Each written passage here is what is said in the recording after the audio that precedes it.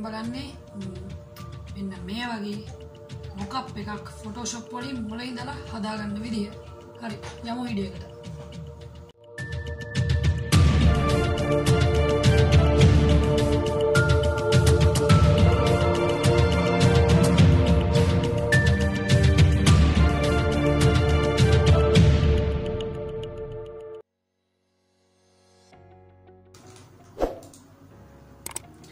හරි ඉතින් මගේ අන්තිම වීඩියෝ එක බලුණා මම අන්තිමට දාපු වීඩියෝ එකේ අපි කරේ ස්මාර්ට් ඔබ්ජෙක්ට් වලින් වැඩ ගන්න විදිය මොකක් එකක් හදාගන්න මූලික විදිය.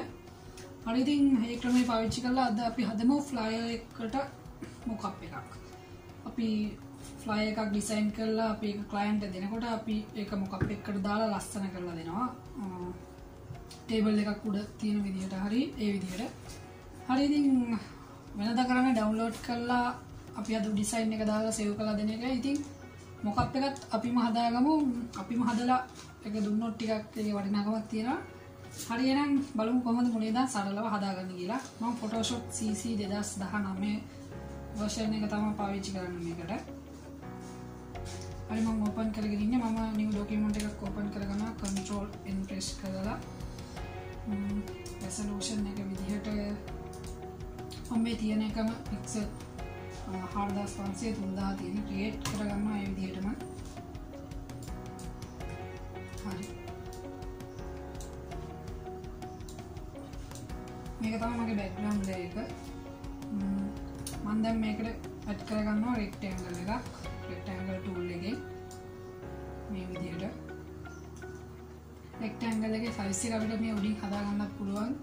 පික්සල් ගානින් හරි නැත්නම් ඉන්චස් වලින් සෙන්ටිමීටර් ගානින් මේ විදිහට මම මේ විදිහට එකක් හදා ගන්නවා.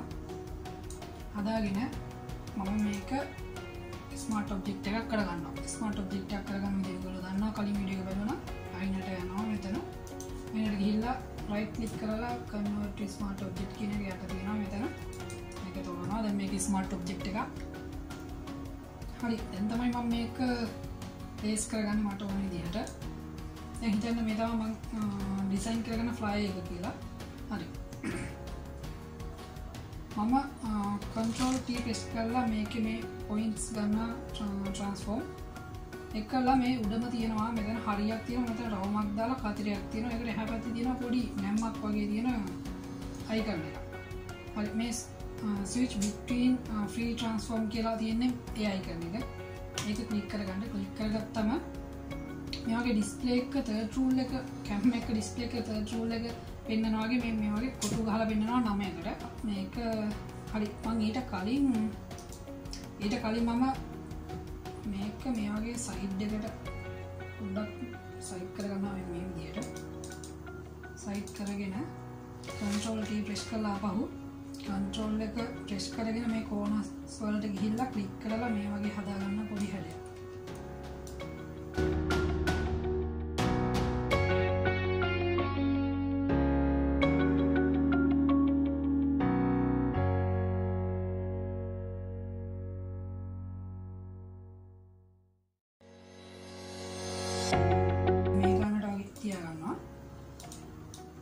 ඊළඟට මම අර කරපු විදිහටම ආපහු control T press කරනවා. ඊළඟට මෙන්න මෙතන තියෙන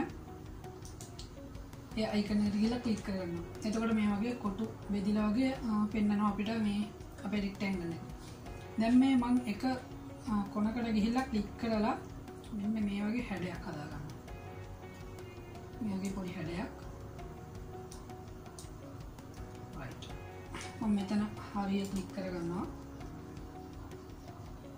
දැන් මම මේකේ තව කොපියක් ගන්නවා. control J press කරලා මේ කොපිය මම මේ වගේ ටිකක් පාතල ගන්නවා.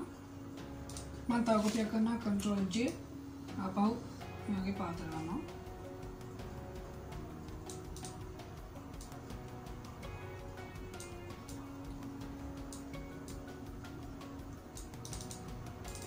හරි මම කොපි කරගන්නවා.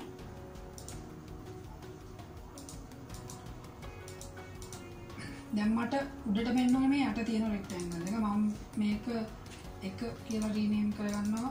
මේක 3 මේක 2. හරි මම එක කියන එක උඩටම ගන්නවා දෙක කියන එක මැදින් තියලා තුන යටටම ගන්නවා. එතකොට පිළිවෙලට 1 2 3 තියෙනවා. මේකට අපි තව පඩ ටිකක් තියෙනවා. මම කරන වැඩේ මේකේ අයිනට ගිහලා ඩබල් ක්ලික් කරනවා. ඩබල් ක්ලික් කරපුවම මෙහෙම ලේයර් ස්ටයිල් එනවා. ලේයර් ස්ටයිල් වල මම මේකට දෙනවා ඩ්‍රොප් ෂැඩෝ එකක්. ඩ්‍රොප් ෂැඩෝ කියන එකට ටික් එක දාගන්න. ටික් එක දාගෙන මම ඩ්‍රොප් ෂැඩෝ කියන එකේ අයිනට ගිහින් ක්ලික් කරපුවම ඒකේ සෙටින්ග්ස් හදන්න වෙනවා. මම opacity එතකොට distance එක spread size මේ ටික පොඩ්ඩක් හදා ගන්නවා. මට ඕනි හෙවණැල්ල වගේ වැටිලා තියෙන්න මේකේ දැන් පේන ඇති මම කරන්න හදන්නේ මේ කොළ තුනක් එක උඩ එක තියලා මේ කොළ එක අගිස්සෙන් ඉස්සලා තියෙන විදිහට තමයි හදන්නේ. හරි මම මේ වගේ පොඩි ෂැඩෝ එකක් දා ගන්නවා. ඕකේ මම ඒ ෂැඩෝ එක අනිත් දෙකටත් ඇදලා දා ගන්නවා. ඕල්ට් එක ප්‍රෙස් කරගෙන අපේ ඉෆෙක්ට් එක ක්ලික් කරලා මෙහෙම ඇදලා අතාරපුවාම අනිත් ඒවාටත් ඒ විදිහටම වැටෙනවා. හරි යට එකේ ෂැඩෝ එක මම ටිකක් හදා ගන්නවා තුන්වෙනියට දාපු එකේ. මොකද ඒක තියෙන්නේ මේසයක් උඩ වගේ හින්දා එතන ෂැඩෝ එක පොඩ්ඩක් ඩාර්ක් කරගන්නවා.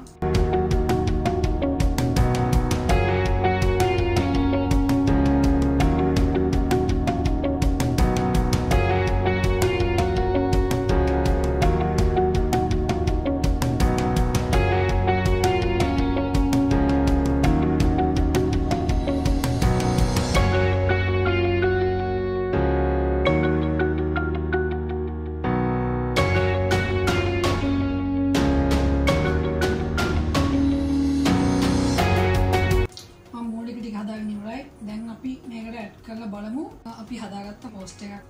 මේකේ උඩ මේක සිලෙක්ට් කරලා ගිහලා ඩබල් ක්ලික් කරනවා. ඩබල් ක්ලික් කරපුවම මෙන්න මේ වගේ වෙනම අපිට ඕපන් වෙන ටැබ් එකක්. මම control O ප්‍රෙස් කරනවා. ඕපන් කරගන්නවා මම හදාගත්ත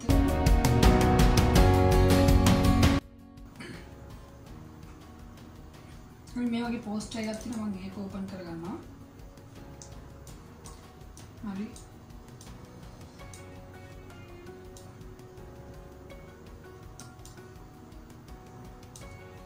මම මේ විදිහට තියලා control S press කරගන්නවා.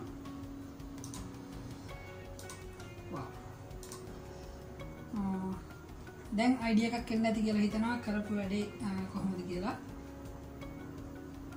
මම මේකේ බෑග්ග්‍රවුන්ඩ් එකට දාගෙන නැහැ. අපිට ඕන නම් මේකට ලී මේසයක් හරි ඕනි ගැලපෙන විදිහේ ඕනිම දෙයක් යොදා ගන්න පුළුවන් බෑග්ග්‍රවුන්ඩ් එක විදිහට. මේ ඒක කරගන්න මූලික විදිහ අපි වෙනස් කරන මෙතන ස්මාර්ට් ඔබ්ජෙක්ට් එක වෙනස් කරන හැම දෙයක්ම ඉතුරු දෙකටත් ඒ විදිහට වෙනස් වෙනවා. අපිට මේ විදිහට ඕනි තරම් කොපි ගන්න පුළුවන්. මම මෙතන යට එක සිලෙක්ට් කරලා control J press කරලා කොපි එකක් ගන්නවා.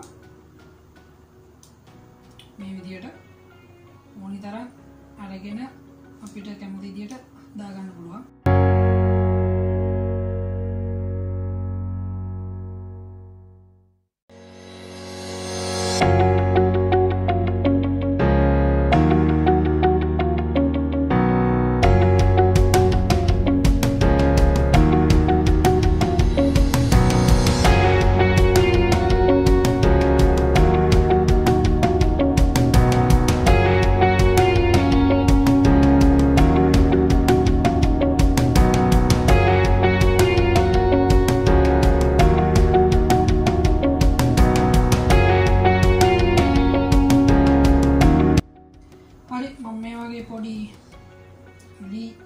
මේසයක් වගේ එකක් ඇඩ් කරගන්නවා. ඇඩ් කරගෙන අපිට ඕන මේකේ උඩම ලේයරයකට කර්ව්ස් ඇඩ් කරලා අපි ලයිට් වැටෙන විදිහ හදා ගන්නත් පුළුවන්. එතකොට තවත් මේකේ තාත්වික ගතිය වැඩි.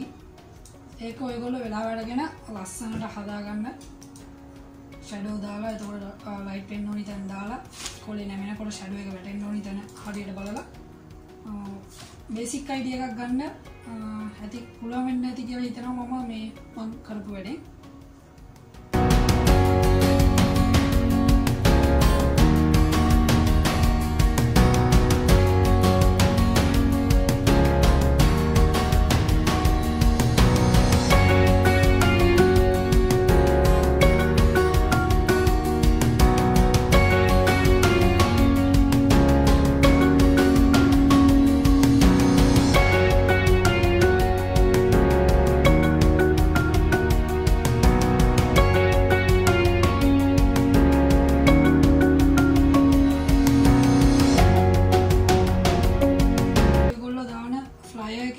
එකටම රෙක්ටැන්ගල් එක හැදුවත් අපි ඇඩ් කරද්දී ෆ්ලයි එක කපන්න ඕනේ නෑ.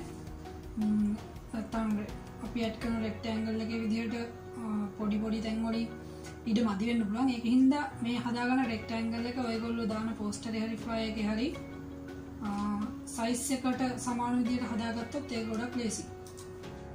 ඉතින් අද වීඩියෝ එකෙන් ඔයගොල්ලෝ මොකප් ගැන එතකොට ස්මාර්ට් ඔබ්ජෙක්ට් ගැන මොකප් හදන විදිහ ගැන දැනගන්න ඇති කියලා හිතනවා. හරි එහෙනම් තවත් මේ වගේ වීඩියෝ එකකින් හම්බෙමු. එතකන් හැමෝටම සුබ දවසක්.